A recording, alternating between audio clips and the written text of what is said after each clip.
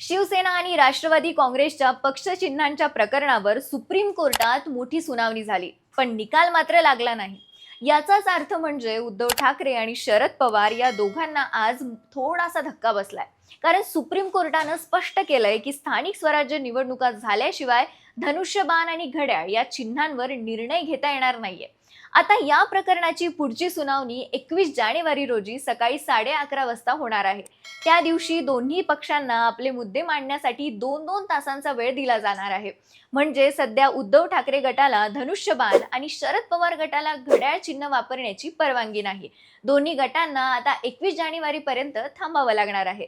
एकंदरीत सांगायचंच तर सुप्रीम कोर्टात आता या दोन पक्षांच्या ओळखीच्या लढाईचा पुढचा राऊंड सुरू होणार आहे.